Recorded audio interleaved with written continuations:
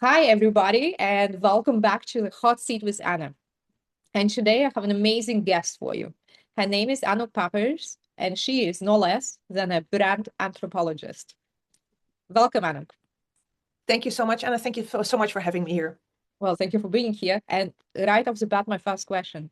What is a brand anthropologist? If you could tell us more about what it is. I suspect it has something to do with branding. So if you could explain also what branding is for small business owners, because it sounds like a luxurious concept for companies like Coca-Cola. And why would a small business need a brand anthropologist? Okay. Well, I don't know why they would need a brand anthropologist, but to answer in one sentence, what is a brand? A brand is simply the story that people tell about you when you're not in the room. And this leads to a conversation, a welcoming, or silence. And that depends on how you build your brand. Thank you. I know that you work with your clients to make them more memorable, make them stand out, make memorable, which is one of the key ingredients for success, for people to remember you. And you're a public speaker, you're an author, and you're also a researcher, as a brand anthropology researcher. So you mentioned once that you interviewed about 900 leaders. So can you tell us what separates people everyone remembers from people nobody searches twice? Very good question. And the answer in one word is clarity. People who are clear about defining who they are, how they think, and they are able to articulate that in content, in a story, those are the people that we remember because those are the stories that we can repeat. The people who maybe are as qualified, but they talk about points from their resume or non-consistent, unclear, we don't remember them. So clarity is key. That's how people remember you, and those are the stories that we will repeat. And is it less is more? Usually, yes, especially women. We women, we're very inclined to say everything and maybe repeat it or say the same thing in different words and keep talking because we're sometimes a little bit insecure and we think we want to be complete. When you tell your story, when you share what you stand for, it's very important to be very concise and intentional. So yes, I would agree, less is more. I can identify with it. Once I start talking, a 15-minute conversation evolves into a 3-hour chat for sure. So a lot of business owners say branding feels fluffy. What revenue problem hits first when they ignore branding? I would say pipeline erosion. Mm. And the scary thing about it is that it goes silent. It goes slowly. So the moment that you don't give, let's say, your current clients who do know how you work because they have the experience, but if they don't know how to talk about you, they won't. So they will not refer you. And referrals is, of course, how many of us survive and thrive in our businesses. So we do good for a client, we give them the story that they can share with others, or we give them our brand, again, what's in a definition. And we need to make sure that they are able to share that in their network to refer us in the right way. Because if I want to talk about you, Anna, and it's kind of like, yeah, I would like you to meet Anna. Yeah, she's really very nice. That's not good enough. I need to be able to refer you in the right way with your story, your brand, the things that you can bring to them. Okay, it makes sense. And actually leads into my next question. I sometimes watch programs like The Apprentice, and what I see over and over again that it's usually the loudest person in the room who gets all the attention, not necessarily the most experienced one or most professional one or most quality offering one. And I know you work with leaders outside the spotlight.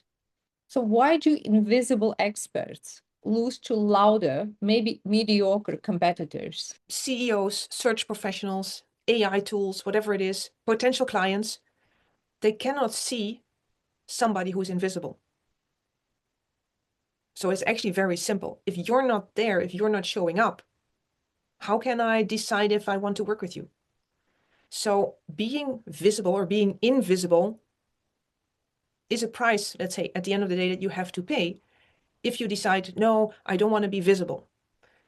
There's a thing, and that is one of our focus points, is we don't talk about social media and being out there all day and every day and being very, very active. The people we work with, CEOs, board members, business owners, they're looking for clients or they're looking for a board seat. These people are not on TikTok and Instagram. These people are on LinkedIn. But the most important idea is that they will only go and look for you when somebody talks about you. So everything starts with networking.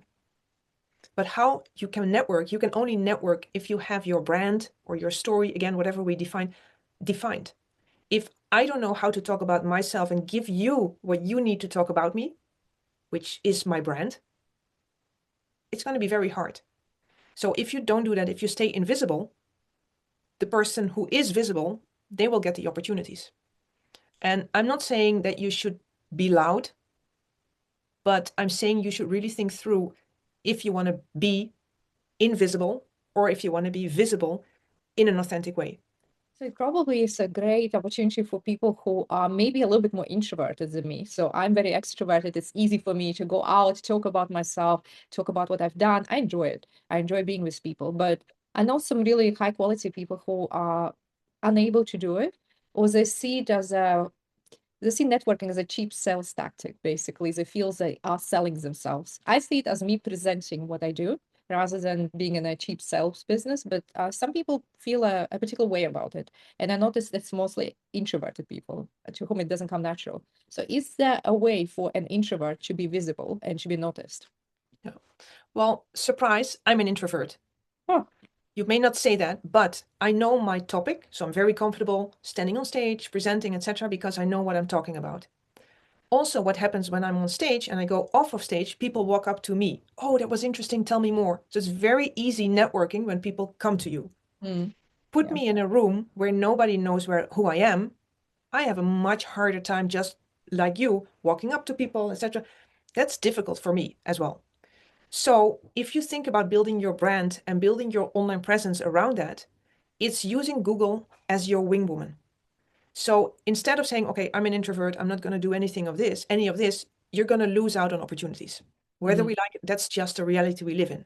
So thinking through what can I do that I still feel okay with, and maybe you have to push a little bit your boundaries, but thinking through how can I use Google as my wingwoman. So when I, let's say, enter a room now, or when I'm approaching people or networking and people Google me, they see who I am, what I stand for, how I think, and that positions me in the way I want to be positioned. So if then somebody says, I'm not interested, fine.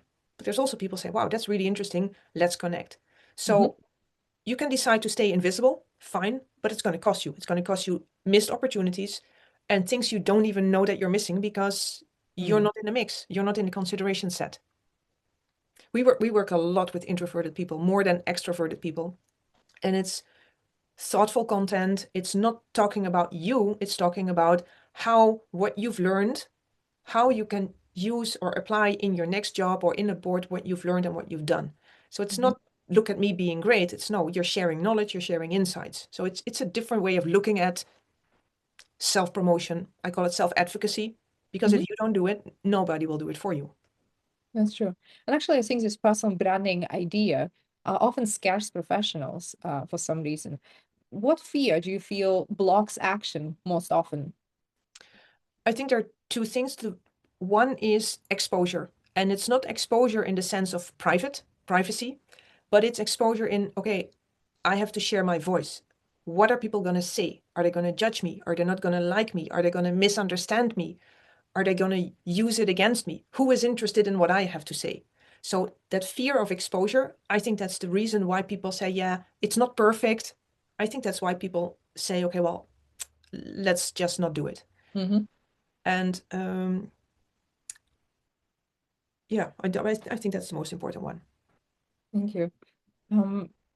Well, if I hear right, what you're saying is you promise visibility, and that visibility will lead to clients, to opportunities, to influence. So if someone starts working with an expert like yourself, what signal proves that branding works within first 60 days? Well, for anything to work, it needs to be collaboration. So it's not just us doing our work and miracles happen. There is commitment from your end, let's say from the end of the client, of course, as well. But the first signal, I think, is that you will see pull instead of push. So you will start seeing a growing engagement. You will see more referrals. You will say people, hey, I was thinking about you when I'm doing so and so, because your visibility increases. Mm-hmm. I saw your article on LinkedIn. You're more visible in different places. Mm-hmm. So you're on the radar of people.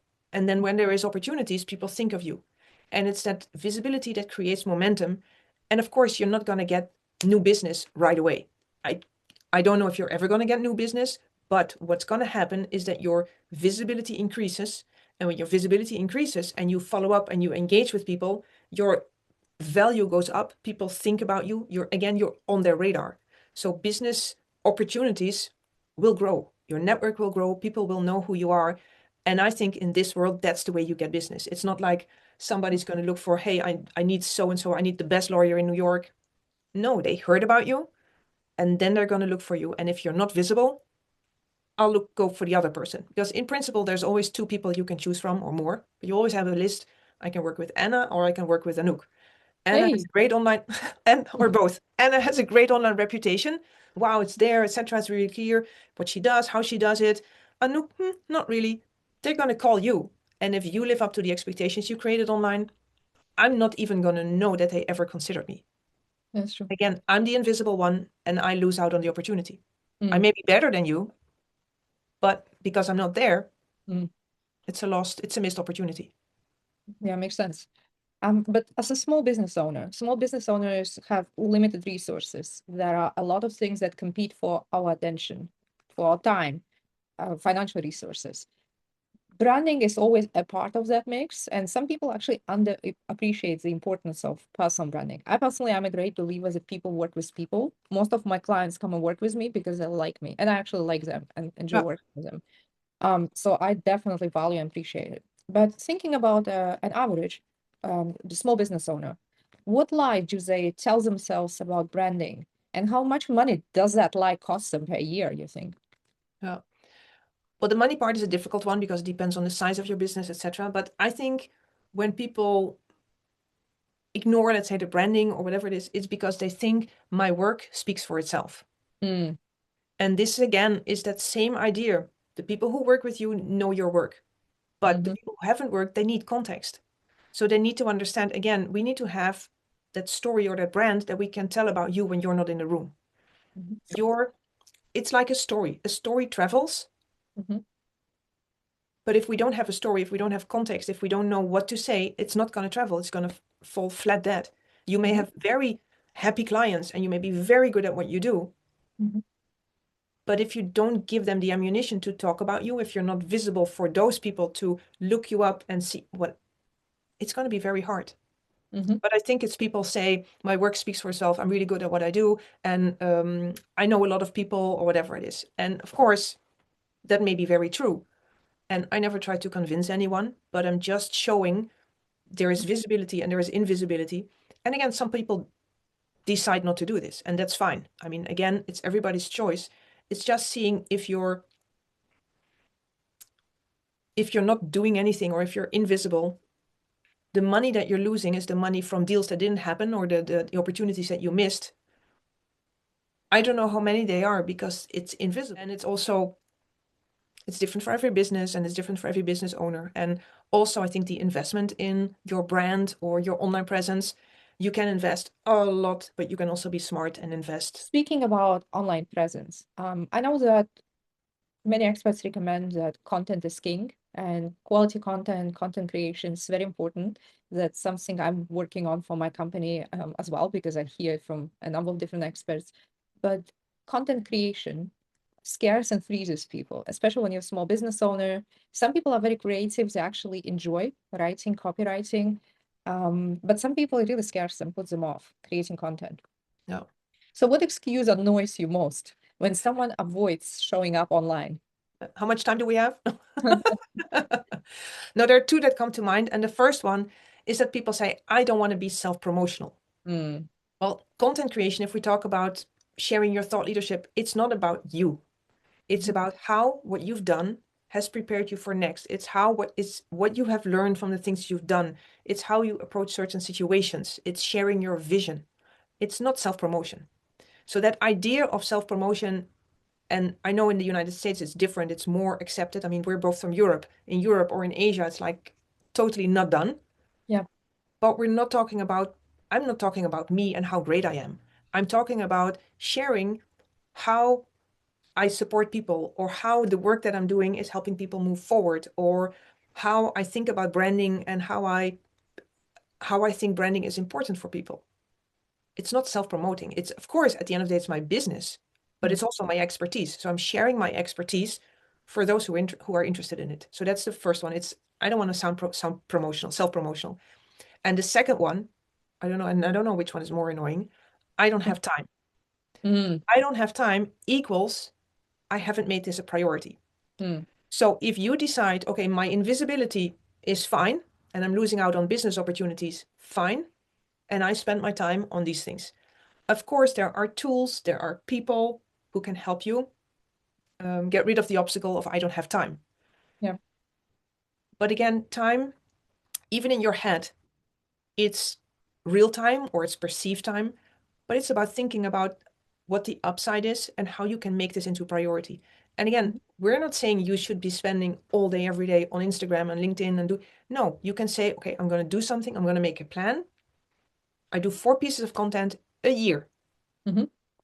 You don't need to do 12 or 24, whatever. You make a plan, you create a strategy that fits your budget, it fits the time that you have, and you start small Mm. and you grow from there. Again, it's the world we live in is your online impression, your online first impression Good happens man. more often than an in-person first impression, much more often. And we spend much more time, etc., on that in-person first impression, preparing ourselves for that, while all the online impressions we have and can be much more relevant for our business short term and long term. So I think in all areas in life, confidence is really important, whether it's your personal life, business, or anything else. And confidence is particularly important for business owners because it communicates to your potential clients that you know what you're doing. So what behavior signals authority and knowledge without posting daily selfies? I think from our case, again, and it depends on what your goals are, but the people we work with, business owners, leaders, it's not so much about social media and being out there all the time. It's about conveying the message of who you are, how you think. And in that area, confidence comes with consistency. Mm. So be consistent in the message that you convey. It's about aligning your visuals, your content, your online and offline behavior. So it's consistency, it's authenticity, it's showing up as who you are, what you have to offer. And again, even if that's once a month or once every 3 months or 2 months. And I think the most important and the key word is authenticity. And I know it's a buzzword, but me as an introvert suddenly becoming an extrovert, let's say online, that's not going to work in the long Mm. term. So you need to stay true to who you are. You probably need to push your boundaries a little bit or get out of your comfort zone, but that's good because that's how we grow as people. Mhm. And it's like it's being consistent. It's getting that message out there. It's making sure that you always wear red if red is your personal branding color. It's consistency so that people know what to expect. So that people know, okay, if I call Anna, I know that she will pick up the phone. I know that I will be answered. I know that I will be helped. I know that I will be listened to. That's your brand. And you convey that in every touch point you have Mm. with the outside world. And it's about being consistent. And again, that doesn't require a selfie every day. Thank you.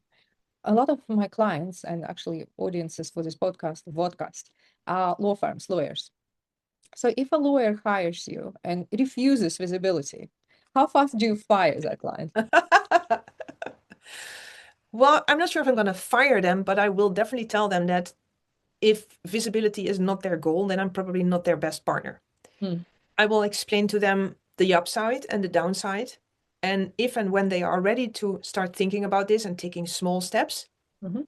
we can start our engagement or we can start working together.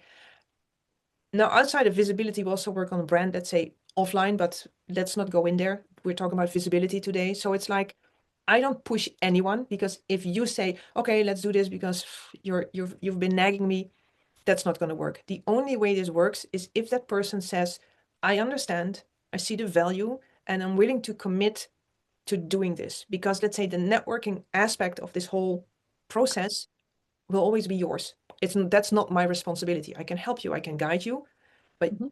you're the face, you're doing this. We support you, making sure that all your assets are there, everything is aligned, etc. We can do that, but it's you at the end of the day. So Mhm. it's a collaboration very much, and I don't like to fire people, so maybe I wouldn't hire them in the first place. Fair enough. Yeah, Thanks so much, Anouk. It was such a good interview. I actually want to ask you a personal question as well, if you don't mind. no, I'll see if I answer. That's a good one. Well, I know that you are super well traveled. You just came back from Indonesia. I know you've been to Africa, to so many different places. So what places are still left on your bucket list, and what was the most amazing place you ever visited? Okay, on my bucket list is Hmm. Antarctica, Oh, wow. but because I live in Miami, I like warmth, so I've been postponing that a little bit, but I think probably this year or next. So Antarctica is high on my list. Um, Many other countries as well, but my favorite place in the world is Brazil, and mostly, and then Rio de Janeiro. And it's because of the people, Hmm. the culture, the nature. To me, Brazil stole my heart in 2004, 4 or 5, when I went there for the first time. And I Hmm. lived in Brazil, I lived in Rio, I lived in Sao Paulo. I go there at least once a year. Hmm. Have dear friends there. The whole culture, it's so different from Dutch culture. I don't know if there is any culture that is more different, Hmm. but it's where I lost my heart. It's just, Oh, speaking of the Dutch culture, how did you end up living in the States? What happened? well, I'm an anthropologist. I'm a rebel on the inside, so I've always wanted to do things differently, not do anything traditional. Hmm. So, I mean, I studied anthropology while everybody said, you're never going to get a job. There is no money in anthropology. I said, well, I don't care. I want to travel the world. Hmm. So, wanting to travel the world, of course, starting in Amsterdam, which is like this. Then I lived a little while with my partner in the south of France. Then we moved to Dubai. Kind of like we follow business opportunities. Hmm. So every few years we pick up our stuff and we went to France, then we went to Dubai, then we went to Sao Paulo, Rio, then we went to New York. And during COVID, New York was really hard.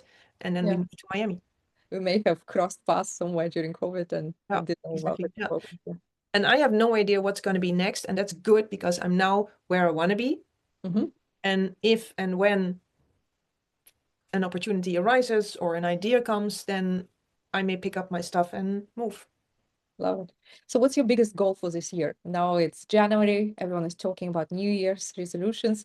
I'm impressed. I spoke to a couple of friends last week. They have ambitious goals, doubles the revenue, travels the world. What's your biggest goal for this year? Learn a lot. Mm. I'm I'm I'm an eternal learner, and I'm really like, I really want to grow our business, scale our business, see how we can be way smarter using AI in all the different ways that we're doing business. Embrace AI, Hmm. have fun.